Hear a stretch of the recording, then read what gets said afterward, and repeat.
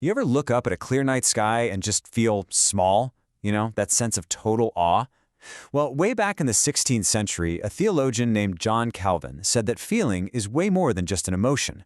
He argued that it's actually evidence that the entire universe is practically shouting that there's a creator. So let's dive into his argument.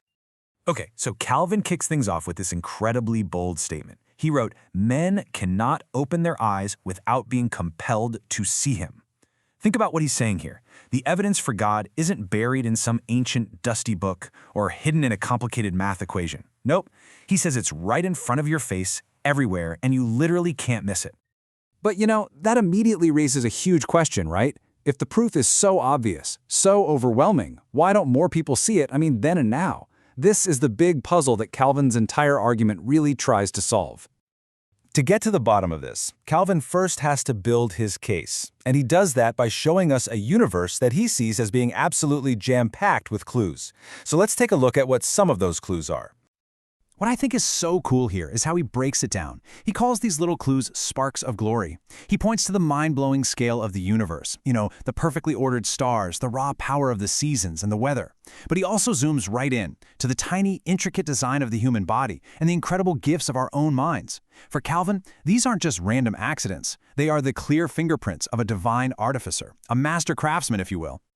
And this all leads to his central metaphor. Calvin says the universe is like a giant mirror. See, God and his true essence is invisible, totally beyond our comprehension. But creation reflects his qualities, his power, his wisdom, his goodness, and that allows us to see a clear image of who he is.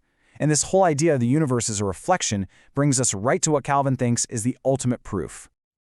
So after looking at the entire cosmos, from the stars to the seasons, Calvin zooms way in on what he considers to be the absolute masterpiece of creation. He uses this old classical idea of humanity as a microcosm, basically a universe in miniature. The argument is, if you really want to see God's power and wisdom all packed into one place, you don't need a massive telescope. You just need to look at the incredible marvel that is a single human being. He breaks it down into 3 parts. First, just the design of our bodies, all the symmetry and beauty. Second, the mind-boggling abilities of our souls, right? Reason, memory, imagination, these things that seem to go beyond our physical limits. And third, what he saw as an inborn moral compass, that gut feeling that helps us tell right from wrong. To him, these were just undeniable signatures of a divine creator. So, the evidence is all laid out. The universe, our bodies, our minds. It really seems like an open and shut case. But this is where Calvin's argument takes a really fascinating turn. He starts to talk about the great human failure. So how do we respond to all this incredible evidence? Well, Calvin says there's the way we should respond, and then there's the way we actually respond. The intended response is pretty simple. You see the craftsman, and you're filled with gratitude and praise. But our actual response, he says, is the complete opposite. We see all these amazing gifts, and we just get filled with pride and vanity. And Calvin, he does not mince words. He says people conceal them within, claiming for themselves what has been given them from heaven. So instead of looking outward and giving thanks, we turn inward. We take all the credit, and we basically just bury the evidence inside our own egos. And here's the clever trick he says we use to pull this off. To avoid having to acknowledge a personal creator, one we might actually be accountable to, we invent a substitute, nature. It's so common, right? We say, oh, isn't nature amazing? We use this vague impersonal force as a kind of cloak to hide from the personal God whose work we're actually looking at. So what happens when we do that? When we perform this little act of self-deception? Well, according to Calvin, it doesn't lead to freedom or clarity. It leads us straight into a labyrinth. Let's dig into what he means by that. This is such a powerful image, isn't it? Each man's mind is like a labyrinth.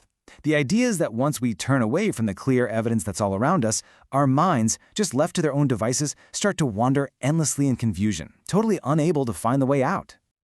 And this wandering? It's not some harmless little stroll. Calvin says it produces very specific mistakes. On the one hand, you get people inventing countless idols and superstitions. And on the other hand, you have these brilliant philosophers who, in his view, just get completely lost in their own complex but ultimately empty theories. People end up worshiping an unknown god, making up religions based on their own opinions, or just chalking everything up to blind luck. So here's the bottom line. The result isn't a world that's empty of belief. Not at all. It's a world that's filled with what Calvin calls prodigious trifles. Basically, an endless variety of self-made distractions that take the place of the one true God. In other words, we get busy worshiping absolutely everything except the one thing that matters. Now, this is a really important little detail in his argument. He says that this bare and simple testimony from the universe is perfectly clear, but because of our own internal shortcomings, it cannot of themselves lead us into the right path. It's like the signal is strong and clear, but our receivers are busted. And this leads us to the final, unavoidable question at the heart of this whole thing.